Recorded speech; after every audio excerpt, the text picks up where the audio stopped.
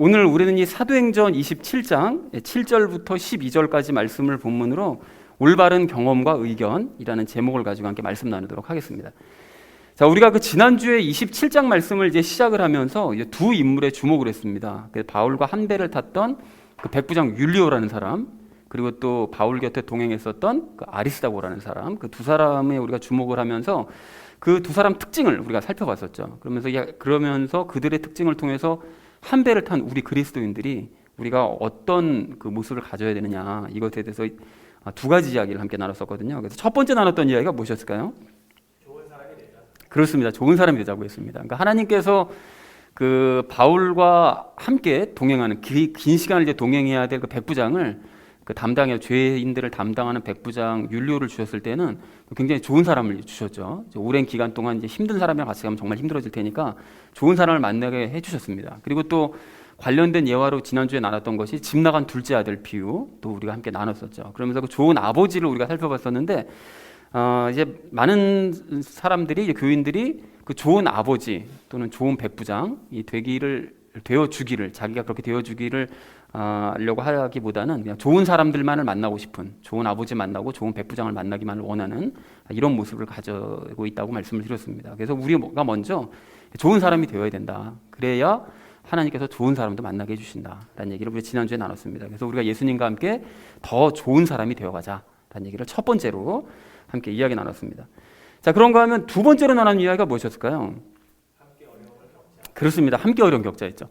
그 지난주에 봤던 것처럼 그 아리스다고는 정말 존재감 없는 사람이었거든요. 늘 바울과 함께 동행했던 사람이었음에도 불구하고 정말 존재감이 없는 그런 사람이었습니다. 그런데 그걸 다시 생각해 보면 그만큼 조용히 티를 내지 않고 드러내지 않고 그 말씀대로 살았던 사람이었다라는 사실을 우리가 또한 확인할 수가 있는 거죠. 그래서 그 모습을 보면서 우리가 선한 사마리아인 비유도 함께 이야기를 나눴었는데, 그리고 또 양과 염소 비유도 나눴었죠. 그 모든 것들을 우리가 종합해 보니까 예수님께서 바라시는 모습은, 바라는 그리스도인들의 모습은 정말 힘든 사람들 곁에 함께 있어주는 사람, 예수님과 함께하면서 그런 사람들 곁에 함께 있어주는 사람을 정말 원하신다. 그래서 우리가 그런 사람들 곁에서 함께 있어주고 또 예수님과 함께 살아가는 모습을 그 사람들에게 보여주자라는 얘기를 말씀을 드렸죠. 그래서 무엇보다 뭐 그런 사람을 찾아다닐 것이 아니라 가까운 우리 가족이나 또 이웃이나 또 우리 같은 교회 교인들 그 같이 있어주는 그런 모습을 보이자고 말씀을 드렸습니다. 그래서 사랑하는 우리 나눔 있는 교회 성도님들 모두는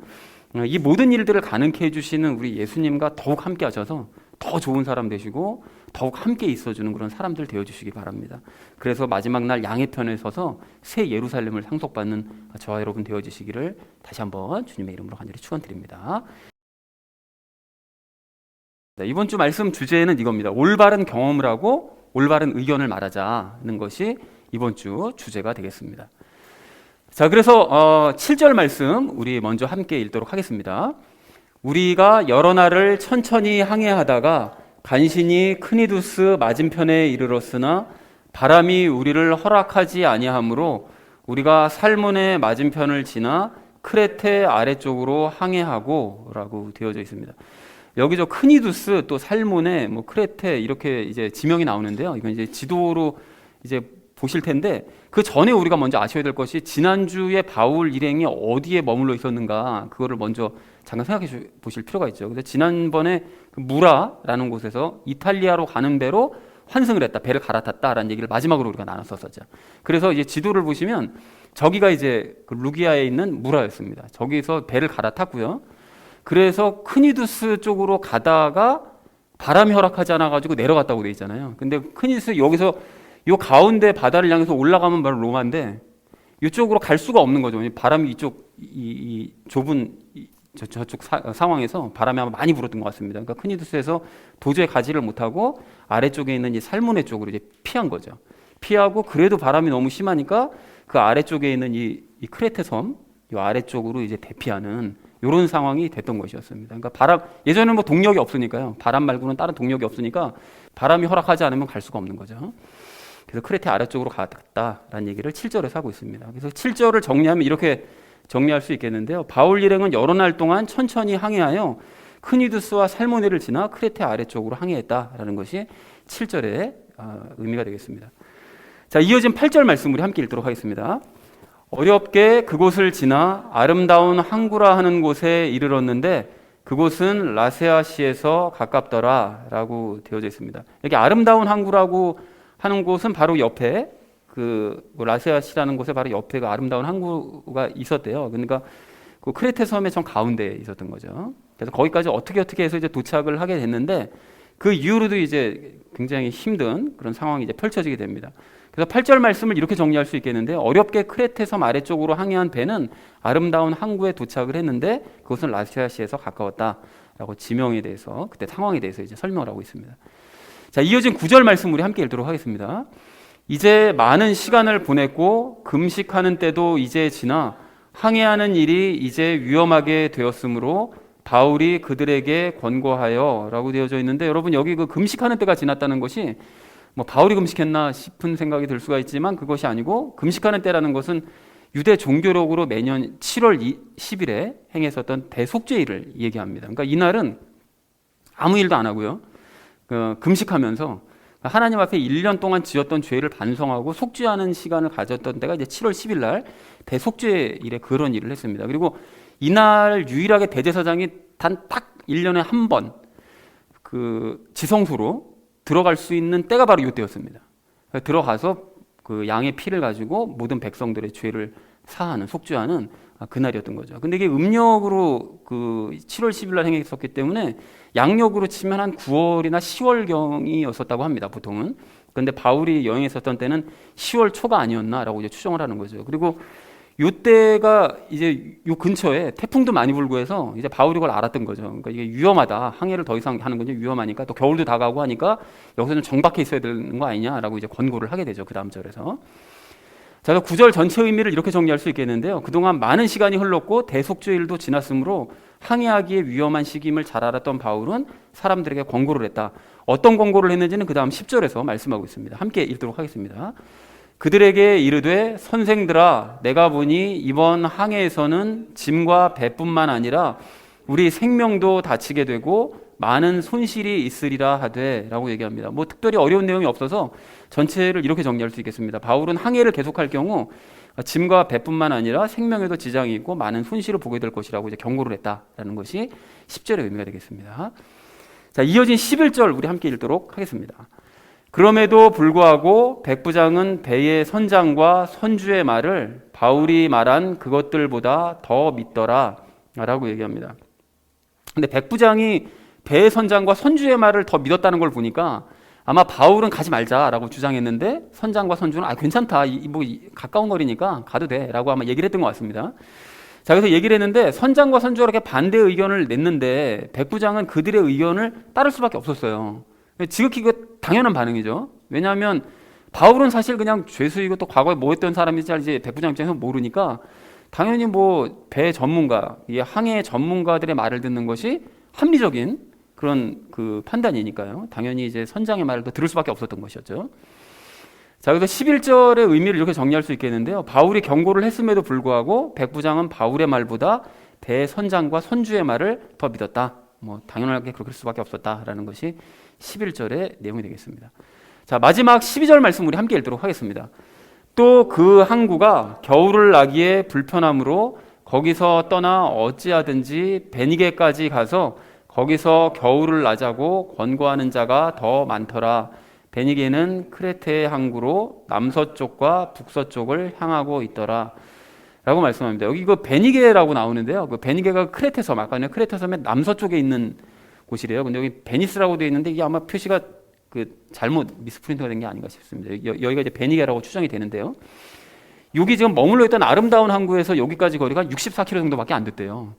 그러니까 육로로 가도 사실 먼 거리도 아니고 배로 가도 크게 먼 거리도 아닌데다가 여기가 약간 꺾어져 있으니까 바람도 막아줄 거라고 생각해서 선장 입장에서는 여기까지 아무것도 아니다, 이거 며칠이면 간다, 며칠이나 많아 그냥 금방 간다라고 생각하고 가려고 시도를 했었겠죠. 그리고 이제 겨울을 나자고 권고하는 자가 더 많더라고 돼 있는데요. 그 대다수의 사람들이 또 옆에서 얘기하기를 여기 아름다운 항구는 이 오랜 시간 동안 정박하기에는 정말 형편없는 항구니까 조금만 더 가면 그 베니게에 좋은 항구가 있다. 겨울나기에 딱 좋을 만한 데가 있으니까 거기까지 가자라고 이제 모든 사람들이 선원들도 다 그렇게 얘기를 하는 거죠. 그러니까 백부장은 그럼 그렇게 해야 되겠다. 뭐 거리도 얼마 안 멀고 하니까 가야 되겠다라고 생각하고 이제 가기로 결정을 한 거죠. 그리고 요 밑에 보면 남서쪽과 북서쪽을 향하고 있다는 것은 이게 무슨 의미인지 찾아봤더니 항구의 입구가 남서쪽과 이제 북서쪽을 향하고 있었다라는 이제 그런 의미가 되겠습니다.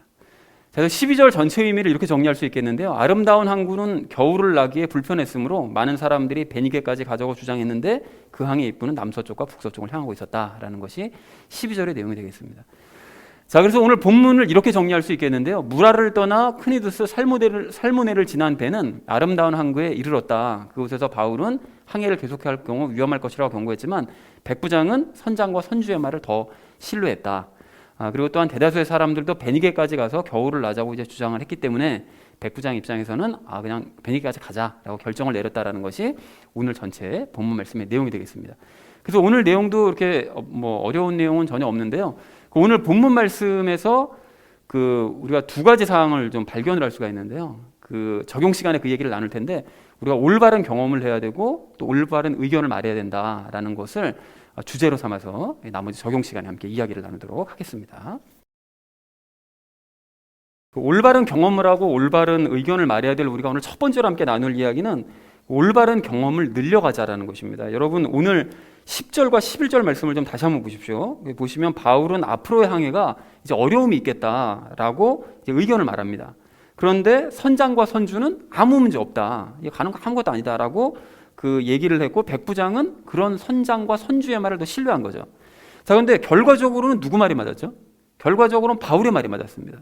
자, 그러면 좀 이상하지 않습니까? 이게 조금 전에도 말씀드렸던 것처럼 선장과 선주는 항해를 전문적으로 하는 사람이거든요. 그게 업으로 삼고 있는 사람들이기 때문에 바울보다 그리고 배를 훨씬 더 많이 탔었을 거잖아요. 그러니까 경험이 이제 많은데 그러니까 당연히 그들의 말이 맞았어야 모를 것 같은데 백부장도 그래서 그 사람들을 더 신뢰했는데 왜 바울의 말이 맞았느냐는 것입니다.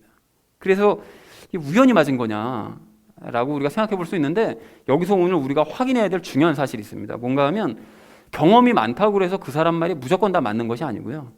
그리고 또 경험이라고 해서 모든 경험이 다 똑같은 경험이 아니라는 것입니다. 여러분 이게 무슨 소린가 하면 인간의 지식으로만 쌓은 경험하고 예수님과 함께 동행하면서 살아가면서 그분께서 주시는 지혜를 가지고 얻은 경험은 완전히 서로 다르다는 것입니다. 그렇기 때문에 바울의 경험이 예수님과 함께 살아가면서 얻었던 그 경험을 가지고 있던 바울의 경험이 훨씬 더 맞는 말이 될 수밖에 없었다는 것이죠. 자, 이해를 돕기 위해서 여러분 이와 관련된 성경의 좀 예를 좀 드리려고 하는데요. 우리가 너무나 잘 알고 있는 다윗과 사울을 서로 비교해서 생각해 보면 답이 금방 보입니다. 여러분 그 내용을 이미 아실 텐데요. 사울이 처음으로 이스라엘의 왕이 되었을 때 블레셋이 이 사울에게 본때를 보여주기 위해서 혼을 내주기 위해서 이제 대규모로 군사들을 모아서 쳐들어옵니다. 그랬을 때 이 백성들이 겁을 집어먹고 모두가 다 도망가거든요. 거의 다 도망가고 무기도 별로 없었습니다. 변변치 않았었고요. 그리고 사울 곁에는 몇 안 되는 군사들만 남았습니다. 그리고 이제 블레셋과 전투를 치르기 전에 사무엘이 와서 제사를 드려주겠다고 했는데 안 오는 거예요. 분명히 오겠다고 했는데. 그러니까 사울 입장에서는 이게 마음이 답답하고 막 조급한 거죠. 그러다 보니까 어떻게 했죠? 자기가 번제 업무를 갖고 오게 해가지고 제사를 그냥 드려서 치워버렸습니다. 제사 빨리 드려 치워버리고 이제 전쟁 준비해야 된다는 거예요. 근데 사무엘이 곧 도착을 했잖아요. 그래서 도착을 해가지고 사울을 굉장히 혼을 냅니다. 그리고 하나님께서 이것 때문에 진노하셨다. 그러니까 앞으로 당신은 이제 왕자리를 뺏길지도 모른다라는 이제 경고를 하고 화를 내면서 그냥 돌아가 버렸죠. 근데 이때 이제 사울이 사무엘을 이제 붙들고 가시지 말라고, 그리고 이거 가시면 이거 전쟁 어떡하냐고 라고 이제 사정을 했었어야 되는데 사울이 어떻게 하는가 봤더니 사무엘을 신경도 쓰지 않아요. 붙잡지 않는 건 둘째치고 그냥 가든지 말든지 신경도 안 쓰고 자기 옆에 남아있는 군사들이 몇 명인지 그거 세고 있습니다. 그 세 가지고 이길 수는 있겠어요. 그 대규모 블레셋 군들을. 그리고 무게도 없는 상태인데요. 근데 하나님께서 그러한 사울을 그냥 내버려두지 않으시고 그냥 아들 요나단이 워낙 강한 믿음을 가지고 있으니까 그 요나단을 이제 기쁘게 보시고 또 백성들을 이제 불쌍히 여기셔서 결국은 전쟁에서 이제 승리할 수 있도록 승리로 이끄시더라는 거죠. 근데 그 다음이 중요합니다. 그 일을 경험한 이후에 사울이 이제 정신을 차려야 되잖아요. 내가 하나님을 의지하지 않았더니 일이 이렇게 좀 꼬여 들어갔었구나라는 생각을 이제 하고 하나님을 더 의지하는 자리로 나아갔었어야 될 것 같은데 사무엘상 14장 52절을 보니까 이렇게 기록합니다. 사울의 평생 동안 블레셋 사람들과 심한 싸움이 있었으며 사울이 강한 자나 용맹 있는 자를 보면 그를 자기에게로 데려왔더라. 그러니까 그 이후로도 블레셋이 만만히 보고 계속 쳐들어온 거예요. 그러니까 일평생 동안 싸웠는데 사울이 그 블레셋에게 처음에 엄청 혼난 그 이후에 점점 더 하나님을 의지하는 자리로 나아간 게 아니라 싸움 잘하는 사람들만 열심히 모으더라는 거예요. 그러니까 군사력을 키우는 일에 총력을 기울이더라는 것입니다. 그러니까 인간적인 방법만 열심히 키우더라는 거예요. 그러니까 하나님과 함께하면서 그분께서 주시는 지혜와 능력으로 이게 전쟁을 이겨나가는 경험을 하는 게 아니라 그냥 인간적인 경험만 늘려가더라는 거죠. 그러니까 그런 경험은 인생에 전혀 도움이 되지 않는다라는 것이죠. 근데 먼 훗날 이제 사울의 뒤를 이어서 다윗이 왕이 되잖아요. 근데 다윗이 왕이 됐을 때도 똑같은 상황이 벌어집니다. 블레셋이 이제 다윗에게 본때를 보여주기 위해서, 혼을 내주기 위해서 대규모로 이제 쳐들어오는데 그때 다윗이 어떻게 했다고 그랬었죠? 사무엘하 5장 19절을 보니까 다윗이 주께 여쭈어 이르되 내가 블레셋 사람들에게로 올라가리이까 주께서 그들을 내 손에 넘겨주시겠나이까 하매 주께서 다윗에게 이르되 올라가라 내가 반드시 블레셋 사람들을 내 손에 넘겨주리라 이렇게 말씀하십니다. 그러니까 당연히 싸워야 될 전투인데 쳐들어오니까요. 당연히 맞서 싸워야 되는데 싸워도 되느냐고 여쭙더라는 거예요. 먼저. 그래서 아주 큰 승리를 거둡니다. 그러니까 하나님과 함께 전쟁을 치르고 승리하는 아주 좋은 경험, 그러니까 자기 혼자 싸운 경험이 아니라 하나님과 함께 했더니 이기는 경험, 아주 좋은 경험을 하게 되더라는 거죠. 그리고 얼마 후에 블레셋 사람들이 또 쳐들어왔거든요. 그럼 또 쳐들어왔으니까 이전에 경험이 있으니까 그냥 나가서 싸우면 되잖아요. 그런데 그걸 또 싸우자냐고 또 여쭤봅니다. 그래가지고 하나님께서 이번에는 다른 방법을 알려주셔서 블레셋으로부터 또 크게 승리하게 만들어주시더라는 거죠. 그러니까 다윗은 이런 식으로 계속해서 하나님께 여쭙고 하나님을 의지하고 하나님과 함께함으로 말미암아 그 경험을 늘려가고 그래서 승승장구하는데 사울은 시간이 갈수록 하나님과 점점 멀어져가고 인간적인 경험치만 자꾸 늘려감으로 말미암아 점점 망해가다가 결국은 비참하게 죽고 말더라는 것입니다. 자, 그러니까 바로 이거라는 거죠, 여러분. 경험이라고 해서 모든 경험이 다 이게 똑같은 경험이 아니라 하나님과 함께하는 상태로 일을 하는 그 경험과 그러면 기적을 체험하는 거죠. 그리고 하나님과 함께하지 않는 상태에서 인간적인 경험과 노하우만 잔뜩 늘려가면서 일을 하는 것은 이거 결코 같은 경험이라고 볼 수가 없다라는 것입니다. 결코 같을 수가 없는 거죠. 그러니까 오늘 본문으로 잠깐 돌아가서 보면 바울은 예수님과 함께한 상태로 경험한 것들 그리고 지금 주시는 그 지혜를 가지고 사람들에게 조언을 했던 것이었고 선장과 선주 같은 경우는 예수님을 알지도 못하는 상태로 그냥 과거 인간적으로 자기가 경험했던 것들 그 지식과 지혜 가지고 말을 했기 때문에 그게 틀릴 수밖에 없더라는 것이죠. 그런 의미에서 여러분 그 이 시대의 교회들을 우리가 잠깐 좀 생각을 해보면 이 시대의 교회는 하나님 없이 자기 혼자 일들을 하려고 했던 그 사울의 모습과 다를 바가 없습니다. 이게 어쩌면 더 심각할 수가 있는 거예요. 그러니까 그리스도인들이 다윗처럼 하나님과 함께하는 삶을 살면서 하나님 없이는 아무것도 할 수 없다. 하나님만 하실 수 있다라고 생각해서 하나님께 이제 부탁하는 삶을 살아야 되는데 이 시대 교인들은 하나님 없이 자기들끼리 자꾸 뭘 해보려고 해요. 그러다가 이제 안 되면 빨리 포기하고 하나님께 나와서 무릎을 꿇어야 되는데 그렇게 하지 않고 도리어 하나님 없어도 할 수 있는 일들, 우리 힘만 가지고도 할 수 있는 일들을 찾아서 그 일들을 더욱 열심히 하더라는 거죠. 그래서 가령 예배당 크기 열심히 키우잖아요. 그거 사실 뭐 예배당 사이즈 키우는 거 하나님과 함께하는 삶과는 아무 상관도 없는 거잖아요, 사실. 그런데 그 일이 하나님 없어도 할 수 있거든요. 하나님 도움 받지 않아도 할 수 있어요. 돈만 있으면 돼요. 그러니까 돈 많은 사람들만 이렇게 딱 모아가지고 예배당 크게 키우는 거 얼마든지 그 일 할 수 있습니다. 하나님 없어도. 그러니까 외형만 그래서 크게 키워놓고 멋있게 꾸미는 일에만 열심을 내더라는 거죠. 그리고 그 일에 경험이 많은 목사들, 경험이 많은 장로들이 다른 교회 돌아다니면서 막 세미나해요. 교회 어떻게 하면 사이즈 크게 키울 수 있고 사람 어떻게 보면 노하우 막 가르쳐주고 막 이런 일들을 하더라는 것입니다. 또 어떤 교회는 사람들만 잔뜩 늘려놔요. 사람들 많이 늘어나는 게 하나님의 은혜입니다. 뭐 하나님의 복이 거짓말이고요. 사실 하나님과 함께하지 않고 하나님께 부탁하지 않더라도 맛있는 거 많이 사주고요. 재밌는 곳 막 놀러 다니고요. 그리고 애들 공부 가르쳐주고요. 학원 가는 애들 여기서 대신 막 교회에서 가르쳐주고 그리고 해외에 막 다니고 이렇게 하다 보면 사람들 막 늘어납니다. 그런 일에만 막 열심을 내는 거예요. 이제 그리고서는 사람 많이 늘리는 그 노하우를 그럴싸하게 포장하죠. 교회 성장 세미나 뭐 이런 거 해가지고 열심히 가르치고 또 열심히들 배우러 다녀요. 그런 것들. 그리고는 예수님 곁에도 사람들 많았었다. 이렇게 이제 거짓말을 하죠. 근데 잠시 후에 제가 이제 말씀을 드리겠지만 예수님께서는 무리들을 좋아하신 적이 한 번도 없었습니다. 늘 무리들이 모이면 흩으셨어요. 먹이신 이후에는 바로 흩어버리시고 이렇게 하셨지 무리들을 좋아하신 적이 결코 없었습니다. 또한 어떤 교회들은 드물긴 하지만 성경을 가르쳐요. 가르치는데 제자 훈련 또 무슨 훈련하면서 성경을 열심히 강조하고 가르치는데 거기에도 안타깝게 하나님은 빠져 있습니다. 그래서 인간들의 설교, 인간들의 교리, 또 그리고 종교 개혁자들의 그 가르침을 기반으로 성경을 가르칩니다. 그러다 보니까 문제가 뭔가 하면 성도들이 성경을 읽을 때 자기 눈을 가지고 성령님을 의지하면서 성경을 봐야 되는데 그렇게 하지 않고 목사가 설교했던 내용을 기억하면서 성경을 봐요. 그리고 사람들이 가르친 그 가르침을 가지고 기억하면서 성경을 봅니다. 그리고 또한 종교 개혁자들의 그 가르침을 기반해서 성경을 보다 보니 거기서 깨달음을 얻는 게 아니라 성경을 보면서 깨달음을 얻는 게 아니라 지식만 늘려가는 거예요. 아, 그때 이렇게 얘기했지, 그때 저렇게 얘기했지, 그러니까 이건 이런 뜻이지. 그냥 A는 B, B는 C, C는 D인 거예요. 지식만 자꾸 늘려가는 거죠. 그러니까 이렇게 하나님이 없는 상태에서 멈추지도 않고 도리어 사울처럼 자기의 힘으로 할 수 있는 일들만 열심히 찾아서 하다 보니까 개신교 어떻게 돼갑니까? 망해가고 있는 거죠. 이미 망했는지도 몰라요. 하나님 아니면 우리 할 수 없습니다. 하나님만이 하실 수 있습니다. 이걸 가르쳐야 되는데 도리어 우리는 할 수 있습니다. 하나님 없어도 할 수 있습니다. 이런 각오를 가지고 열심히들 달려가니까 누가 개신교를 지금 인정합니까? 그러니까 개신교는 그냥 부동산 재벌이나 아니면 많은 사람들이 모이는 동호회 아니면 성경 구절 암송 잘하고 그냥 말만 잘하는 사람들, 그냥 떠벌이들이 모인 그런 모임, 그냥 이런 취급을 받는다라는 것이죠. 그래서 다시 한번 여러분 강조하지만 경험이라고 해서 이게 다 같은 경험이 아닙니다. 이렇게 예배당 키우고 사람 모으고 성경 많이 외우게 하는 그런 경험이요? 그런 하나님 없어도 할 수 있는 그런 경험들 아무리 많이 해봐야 무슨 소용이 있겠느냐고요. 그런 경험이 다 뭐에다 쓸 거냐고요. 도리어 예배당이 작더라도 사람이 적더라도 그리고 성경 같은 구절 하나도 암송하지 못하더라도 하나님이 아니면 아무것도 할 수 없고 하나님만이 할 수 있다고 고백하면서 하나님과 날마다의 삶을 살아가면서 하나님께서 주시는 그 경험들, 날마다의 그 소소한 일상의 경험들을 하는 이 경험이 이게 진짜 경험이요, 올바른 경험인 줄로 믿습니다.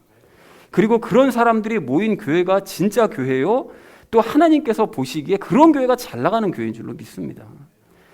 그런가 하면 우리 인생도 마찬가지입니다, 여러분. 여러분, 우리가 인생 경험이 풍부한 그 뭐 지혜로운 사람의 그 조언을 듣고 그 조언을 따르면 그 어느 정도 인생 문제가 해결이 돼요. 그렇잖아요. 그 미리 경험해 본 사람이니까. 그래서 우리가 과거에 그렇게 인생의 경험이 풍부한 사람들, 또 지혜로운 사람들을 막 찾아다녔죠. 뭐 스승으로 모시고요. 그리고 그런 사람들을 만날 수 없으면 어떻게 하죠? 책을 통해서라도 그런 사람들의 그 경험과 지혜를 얻으려고 우리가 부단히 노력을 해왔습니다. 그래서 뭐 자기계발서 같은 것들도 우리가 많이 보고 막 이랬잖아요. 그런데 그러한 경험은 우리가 한계가 있을 수밖에 없다는 사실을 이제는 알아야 됩니다. 그리고 그 방법이 잘못된 방법임을 깨달아야 돼요. 왜 그렇습니까? 그 모든 방법들은 사실 하나님과 함께하지 않은 경험들을, 그 노하우들을 가지고 얘기하는 것이고 또 쓴 책이기 때문에 그렇다는 것이죠. 그럼 우리는 어떤 경험을 해야 되고 어떤 조언을 들어야 되느냐? 당연히 지혜의 근원 되시는 예수님과 함께 살면서 그분의 경험과 그분의 조언을 들어야 됩니다. 그리고 또한 예수님과 함께 살아왔던 경험이 있는 사람들, 그런 사람들의 조언을 듣고 그 사람들의 경험을 들어야 된다는 거죠. 그리고 그런 사람들이 주변에 없으면 어떻게 해야 되는 거죠? 성경을 보면 성경에는 예수님과 함께 살면서 그분의 조언을 듣고 그분의 경험을 전수받은 사람들이 많이 나오니까 우리가 성경을 통해서 그 조언을 들어야 된다는 것이죠. 그래서 사랑하는 우리 나눔 있는 교회 성도님들 모두는 오늘 본문에서 바울의 말이 맞을 수밖에 없었다는 이유를 다시 한번 되새기시기 바랍니다. 인간의 경험이 아무리 많고 화려해봐야 하나님과 함께한 경험을 따라올 수는 없는 거죠. 그렇다면 이제부터 우리가 더 이상 과거의 경험으로 살려고 하지 말고 또 남의 경험을 의지해서 살려고 하지도 말고 책을 더 이상 의존하려고 하지도 말고 오직 하나님과 함께한 경험, 하나님과 함께 살아가는 사람들의 그런 경험, 그리고 성경의 경험만 의지하며 살아가는 우리가 되기를 소망을 합니다. 여러분, 그렇게 올바른 경험을 늘려가면서 점차 영적으로 자라가시고 또한 그 경험을 나누고 전파하심으로써 바울처럼 사람들을 바른 길로 인도하고 바른 조언 내주는 저와 여러분 되어지시기를 주님의 이름으로 간절히 축원을 드립니다. 자, 올바른 경험을 하고 올바른 의견을 말해야 될 우리가 오늘 두 번째로 나눌 이야기는 그 올바른 의견을 말하자는 것입니다. 여러분, 오늘 12절 말씀을 좀 보십시오. 마지막 절 말씀 보시면 백부장이 항해를 계속하기로 결정을 내린 것이 그 선장과 선주의 말을 더 믿기 때문이기도 하지만 대부분의 사람들이 뭘 주장했죠? 여기 힘들다 여기. 그러니까 여기 베니게로 가서 거기서 이제 해야 된다라고 더 좋은 곳으로 가자고 주장을 했기 때문에 백부장이 이제 항해를 계속하기로 결정을 내리더라는 거죠. 그러니까 이렇게 어떤 중요한 일을 결정을 해야 될 때 이거 어떻게 해야 되지? 막 갈등하고 있을 때 백부장처럼 다수의 의견을 따를 때가 많이 있습니다. 물론 다수의 의견을 따르는 것이 이제 맞을 때도 있지만 그러한 다수의 의견이 반드시 맞느냐? 그렇다고 볼 수만은 없다는 거죠. 오늘도 벌써 이게 다수결의 의견 따랐다가 이게 망했던 거잖아요. 그러니까 더 정확하게 말씀드리자면 사실 다수의 의견이 잘못된 경우도 많고요. 특히 신앙적인 일을 결정할 때는 다수의 의견이 옳다고만은 정말 보기가 정말 힘든 경우가 많습니다. 그래서 그 다수의 의견이 결코 옳지 않다라는 것을 성경에서는 정말로 많이 말씀하시거든요. 그래서 가령 가나안 정탐 때를 여러분 생각을 해보시면 가나안 정탐 몇 명 갔죠? 12명 갔잖아요. 근데 12명 갔는데 그 중에서 2명 여호수아와 갈렙 빼고 나머지 10명이 부정적인 의견을 내놨습니다. 들어가면 안 된다 이거. 들어가면 우리 다 죽는다 라고 의견을 내놓고 그리고 그 의견을 들은 대다수의 백성들은 가나안 땅 보지도 않았잖아요. 보지도 않고 무조건 들어가면 안 된다는 거예요. 선동돼가지고. 그러니까 다수의 주장이 들어가면 안 된다는 주장이니까 그럼 그 주장을 따라서 들어가지 말았어야 됐을까요? 절대로 틀린 결정인 거죠. 절대로 틀린 결정. 그래서 다수결 따라가다가 이스라엘이 망해버렸다는 것입니다. 그리고 모세가 산으로 그 위에 올라가서 40일 동안 지냈을 때 이스라엘 백성들이 우상 숭배한 일도 마찬가지죠. 대다수 백성들이 이제 모세는 죽었다. 하나님은 우리를 떠났다. 그러니까 우리가 우상을 만들어서 이집트로 돌아가야 된다. 대다수의 의견이 그거였잖아요. 그러면 대다수의 의견이 우상을 만들자고 했으니까 그 의견을 따르는 것이 맞냐? 당연히 틀린 것이었습니다. 근데 구약시대만 그랬냐? 신약시대도 마찬가지인데요. 그 이스라엘 백성들 대부분이 예수님을 이제 정치적인 메시아로 여겼잖아요. 그래서 틈만 나면 예수님을 왕으로 모시려고 합니다. 그러니까 이제 예수님께서 그런 사람들을 막 흩어버리시는 거예요. 그러니까 대다수의 의견이 예수님을 이 땅의 왕으로 모셔야 된다고 주장했으니까 그들의 의견이 맞냐? 틀린 것이었죠. 그리고 또 반대로 나중에는 예수님께서 예루살렘 입성하셨을 때 대다수의 유대인들이 예수님을 십자가에 못 박자고 주장을 합니다. 대부분이. 그러면 다수결의 의견이니까 예수님을 십자가에 못 박는 것이 옳은 일이었느냐? 당연히 틀린 일이었죠. 그러니까 이렇게 이스라엘 역사 내내 이 모든 것 이외에도 엄청 많죠. 그걸 찾아보면 다수결의 의견이 도리어 옳은 적이 거의 없었기 때문에 예수님께서는 항상 무리들을 경계하셨던 거예요. 이것들이 막 모여가지고서 뭔가 하자 그러면 경계하시고 도리어 그 사람들을 흩어버리시고 그들로부터 멀리 떨어지셔서 산으로 올라가시거나 바다를 건너가시거나 항상 무리들을 피해 다니시던 거예요. 근데 지금 이 시대는 아까 전에 말씀드렸듯이 어떻게 하죠? 예수님 항상 옆에 사람들 모여다니시니까 그건 지네들이 모여다닌 거고 항상 모여다녔으니까 우리도 사람 모여야 된다고 이렇게 하는데 이게 완전히 성경을 잘못 알고 있는 거죠 이게. 자, 그런데 이런 상황은 지금도 이게 마찬가지입니다. 여러분 우리나라 인구 전체 상황을 생각해 보면 뭐 그리스도인들이 무슨 뭐 1000만까지 갔다고 뭐 주장했던 적이 있었잖아요. 다 사실은 거짓말이죠. 그런데 대부분은 사실 믿지 않는 사람들이 대부분이고 믿는 사람들은 사실 훨씬 인구가 적어요. 그러다 보니까 우리가 주변에서 뭐 TV를 통해서든 사람들을 통해서 듣는 얘기가 뭐냐면 뭐 전생이 어떻다느니 뭐 다음 생에 뭐 태어나면 뭐가 되겠다느니 뭐 이런 얘기들 많이 듣잖아요. 그리고 뭐 진화론이 뭐 어쩌니 뭐 조상들을 잘 섬겨야 뭐 집안이 잘 된다느니 무슨 뭐 팔자가 어떠니 뭐 이런 얘기를 너무 자연스럽게 일상적으로 많이 듣지만 그러면 대다수의 사람들이 그런 얘기를 하고 있으니까 그 사람들의 의견이 옳으냐? 당연히 틀리죠. 극소수의 진리를 알고 있는 그리스도인들의 말이 옳습니다. 그리고 예수님을 믿는다고 하는 사람들 중에도 마찬가지죠. 뭐 예수 믿으면 부자 되고 성공하고 뭐 죽어서야 예수님 볼 수 있는 거고 뭐 돈이 최고고 뭐 구원은 우리가 열심히 노력해서 얻어야 되는 거고 구원을 유지하기 위해서도 우리가 노력해야 되는 거고 뭐 그런 얘기들 막 하잖아요. 그리고 또 귀신을 쫓아내야 뭐 집안이 잘 된다고 그래가지고 막 맨날 들어와가지고 예수 이름 이러면서 집안 여기저기서 귀신 쫓아내는 뭐 이런 사람들이 있잖아요. 그러니까 이런 사람들이 그리스도인들 절대 다수인데 그러면 많은 사람들이 이렇게 주장하니까 그들의 말이 옳으냐? 아닙니다. 그거보다 훨씬 적은 무리들 정말 참 진리를 아는 사람들만이 옳다는 거죠. 그래서 예수님께서 누가복음 13장 23절 24절에서 뭐라고 말씀하시는가 봤더니 이렇게 말씀하세요. 주여 구원받을 자가 적으니까? 라고 누가 여쭤본 거죠. 그랬더니 그분께서 이르시되 좁은 문으로 들어가기를 힘쓰라. 내가 너희에게 이르노니 많은 자들이 들어가기를 구하여도 능히 들어가지 못하리라. 아주 명백하게 말씀하신 거예요. 좋은 질문했고 좋은 답변하신 거죠. 그러니까 결코 다수의 사람들이 옳은 것이 아니라 많은 사람들이 옳은 게 아니라 그 다수의 사람들이 들어가려고 그렇게 애써도 들어가지 못하는 좁은 문으로 들어간 사람들 지극히 적은 사람들만이 옳고 그런 사람들만이 구원받을 수 있다 라고 아주 명백하게 말씀을 하시더라는 것입니다. 그 말씀이 그대로 이루어지고 있는 거죠. 그래서 예수님께서는 항상 적은 무리였던 12명과만 함께 다니셨던 것이었고, 요한복음에 의하면, 여러분 그렇잖아요. 요한복음 잘 생각해 보세요. 다수를 놓고 구원하고 뭐 이런 일 별로 없으셨어요. 복음만 전파하시고 끝이었지. 1대1로 항상 만나서 그를 구원하시는 일을 기뻐하시더라는 것입니다. 사마리아 여인도 그렇고 니고데모도 그렇고, 그렇죠.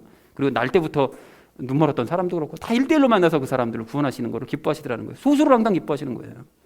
자, 그렇다면 반대로 그럼 무조건 적은 사람들이 옳고 그건 적은 사람들의 의견만이 옳은 거냐? 그건 또 아닙니다. 여러분, 그래서 대표적인 예가 뭐예요? 12명의 제자들 중에 가룟 유다 보면, 가룟 유다는 나머지 제자들과는 다르게 저 예수는 가짜다, 메시아 아니다 이렇게 생각했잖아요. 그러면 소수의 의견이니까 가룟 유다 말이 맞았냐? 틀렸죠. 예수님은 메시아 맞습니다. 잘못 알고 있었던 거죠. 그리고 또 베드로에게도 우리가 주목할 필요가 있는데, 베드로도 여러분 생각해 보시면 성령님 세례 받기 위해서 열심히 기도해라라고 말씀하셨을 때 베드로가 어떻게 하죠? 기도에 열심을 내야 되는 그 인간이 그냥 중간에 벌떡 일어나가지고, 가룟 유다가 죽었으니까 12명 중에 1명 빠졌으니까 한 명을 우리 제일 뽑자 이렇게 주장하잖아요. 그런데 사실은 그 빈자리는 예수님께서 나중에 바울을 그 자리에 채워놓으실 계획을 하고 계셨었는데, 지금 베드로가 성령님 세례도 지금 받지 않은 상태로, 그러니까 성령님 세례 받기 위해서 열심히 기도하라고 하면 기도만 하면 되는데 쓸데없이 갑자기 그 빈자리 채워야 된다고 엉뚱한 주장, 소수의 의견이잖아요. 그러면 베드로의 그 주장이 맞았느냐? 당연히 틀렸다는 것입니다. 엉뚱한 짓 한 거예요. 그래가지고 일을 그냥 틀어버린 거죠. 자, 그러니까 이렇게 소수의 의견도 그러면 무조건 맞는 것은 아니라는 것을 알 수가 있는 거죠. 자, 그러면 뭘 어쩌라는 겁니까? 다수의 의견도 틀리다 그러고 소수의 의견도 뭐 맞는 건 아니라 그러고, 그러면 뭘 어떻게 해야 된다는 얘기입니까? 기준이 뭘까요? 기준은 당연히 말씀이 기준이 돼야 됩니다, 여러분. 무작정 다수결을 따르거나 소수의 의견이라고 해서 무작정 존중해 줄 것이 아니라 그리스도인은 말씀을 따라야 될 사람들인 거예요. 그러니까 다시 말해서 말씀을 따르는 소수의 의견이 이게 진짜 의견이라는 것입니다. 자, 그래서 여러분 위의 예들을 한번 우리가 이제 생각을 해보시면, 정탐꾼들 10명하고 그들에게 선동됐던 거 백성들이요. 그 사람들이 왜 그렇게 잘못된 것인가 하면 말씀 따르지 않아서 그런 거예요. 하나님께서 들어가면 된다라고 말씀하시는데 그 말씀 안 따르니까 그 다수의 의견이 다 틀려버리게 되는 거잖아요. 그리고 또 우상을 섬겨서 고통받았던 것도 하나님께서 바로 그 직전에 10계명 주셨잖아요. 그러니까 10계명에서 그 앞에 있는 내용들이 전부 다 우상 숭배에 관련된 내용들인데 그 말씀 따르지 않으니까 그들이 망할 수밖에 없더라는 것입니다. 그리고 예수님을 왕으로 모시려고 했던 것이나 예수님을 십자가에 못 박으려고 했던 그 모든 것들도 사실은 백성들 모두가 하나님의 말씀을 따른 게 아니라 장로들의 유전만 열심히 따르다 보니 분별력이 없어서 그 예수님을 왕으로 모시려고 하거나 또는 예수님을 죽여버리거나 극과 극으로 달려가는 이런 모습을 보이더라는 것입니다. 그리고 지금도 마찬가지죠. 불신자들은 하나님의 말씀 모르니까 당연히 엉뚱한 주장들 하는 거 있는 것이고, 또 교회 다니는 사람들도 뭐 예수 믿고 뭐 부자 되고 뭐 노력해서 구원 얻고 막 이런 모든 것들도 뭐 귀신 쫓아내서 뭐 우리가 뭐 행복하게 살아, 이런 것들도 모두 하나님 말씀 모르니까, 하나님 말씀을 따르지 않으니까 그런 잘못된 주장들하고 잘못된 행동들을 할 수밖에 없다는 것입니다. 자, 그런데 이렇게 또 이제 반박하는 사람들이 또 있거든요. 아니, 그래도 그런 사람들 다 그 성경 근거로 그렇게 주장하는 거라니까요. 뭐 이러면서 아브라함 부자였잖아요. 아브라함 부자였으니까 예수 믿으면 더 부자가 돼야 맞지, 이렇게 주장을 해요. 그리고 또 다윗도 목동에서 왕 됐으니까 우리도 열심히 노력해가지고 왕자리까지 올라가야지, 높은 권력 차지해야지. 그리고 사도들도 귀신 쫓아내고 기적 행했으니까 이 시대도 귀신 쫓아내고 기적 행하는 건 당연한 거 아니에요? 이렇게 주장들을 한다는 거예요. 근데 얼핏 생각해 보면 맞네, 그럼 우리 앞으로 이렇게 해야 되겠네, 이런 생각을 할 수도 있을 수 있으나, 사실은 이런 것들에 대해서는 예전에도 다 설명을 드렸기 때문에 더 이상 설명을 드릴 필요가 없지만, 간단하게 설명을 드리자면 거기에 예수님이 빠졌어요. 예수님이 가장 중요한 보물이기 때문에, 귀한 보물이기 때문에 우리는 더 이상 부자가 될 필요가 없는 거죠. 그리고 만왕의 왕이신 예수 그리스도께서 내 안에 계시기 때문에 나는 더 이상 세상의 왕이 될 필요가, 높은 자리로 갈 필요가 없는 것입니다, 당연히. 그리고 예수님께서 이 땅에 예수님과 함께 살아가는 바로 내 삶의 자리가 하나님의 왕국인 거잖아요. 그리고 그런 사람들이 이제까지 많이 늘어왔었잖아요. 그러니까 그런 사람들이 많이 늘어날수록 하나님의 왕국은 넓어지기 때문에 귀신들이 설 자리가 없어지므로 쫓아내야 될 귀신이 없는 것이 정상인 거예요. 아니, 그리스도인들이 그렇게 많은데 그래 귀신을 계속 쫓아내야 되면 하나님의 왕국은 여전히 임하지 않은 거잖아요. 그게 이것들이라고 하면 안 되죠. 그 사람들은 완전히 엉뚱한 생각, 전혀 뭐가 뭔지도 모르고 영적인 상황이 어떻게 돌아가는지도 모르고 그냥 모양만 그대로 흉내내려고 하기 때문에 그렇다라는 것입니다. 그리고 기적 같은 것도 마찬가지잖아요. 하나님께서 어떤 지역에 복음이 널리 전파되면 더 이상 기적이 아닌 말씀으로 이제 믿음을 키워야 되기 때문에 일부러 기적 안 보여주세요. 말씀에 집중하라고. 그러니까 이런 상황을 모두가 이제 모르기 때문에 성경을 대충 보고서는 겉모양만 흉내내려고 하더라는 것입니다. 자, 그런데 중요한 것은 기적은 지금도 개인적으로는 드러나지 않게는 다 모두들 체험하면서 느끼고 있는 거죠. 자, 그러니까 이렇게 성경을 안다고 해서 이게 다 아는 것이 아닙니다. 연합의 의미를 이게 알아야, 예수님과 연합의 의미를 알아야 이게 옳은 길을 걸을 수 있고 옳은 의견을 낼 수 있는 것인데, 성경을 그냥 이렇게 피상적으로만 알고 겉모양만 따라가려고 하면 절대로 옳은 길을 걸을 수 없고 옳은 의견을 낼 수 없다라는 것이죠. 자, 그러므로 그런 사람들이 성경을 읽는 거는 뭐 잘하는 행동일지 모르겠지만 그냥 무작정 읽는 것이 중요한 것이 아니라 정말로 중요한 것은 예수님과 연합한 상태로 성경 읽는 것, 그리고 연합하신 예수님을 인식하면서 성경을 읽는 것, 그리고 연합하신 그 예수님의 믿음으로 말씀을 실천하는 거, 그렇게 행하는 소수의 사람들, 그렇게 좁은 길로 들어간 사람들, 이 사람들이 진짜 그리스도인이라는 것입니다. 우리가 그렇다라고는 얘기 안 할게요. 그래서 그런 식으로 말씀을 따르며 말하는 바로 그 의견이, 그게 진짜 올바른 의견이라는 거죠. 그래서 오늘 바울이 항해를 중재하자라고 이제 말했던 바로 그것처럼요. 사랑하는 우리 나눔 믿는 교회 성도님들 모두는 다수의 의견이라고 해서 무조건 따르려고 하지 마시고, 또 소수의 의견이라고 해서 무조건 존중하지도 마시기 바랍니다. 여러분, 중요한 것은 그 의견이 말씀을 따른 것이냐, 그리스도인들에겐 이게 중요한 거예요. 뭐 소수라고 그래서 뭐 존중해주자, 뭐 이게 아니에요. 그게 말씀을 따르느냐가 중요한 거지. 그리고 말씀을 따르더라도 연합의 비밀을 아는 상태에서 그 말씀을 따르느냐, 이게 중요한 문제라는 것입니다. 그래서 우리 모두 연합하신 예수님과 함께 말씀을 읽고 실천하는 이 시대의 여호수아와 갈렙, 또 바울이 되셔서 사람들에게 늘 올바른 의견을 제시하시고 그들을 바른 길로 인도하시는 저와 여러분 되어주시기를 주님의 이름으로 간절히 축원드립니다.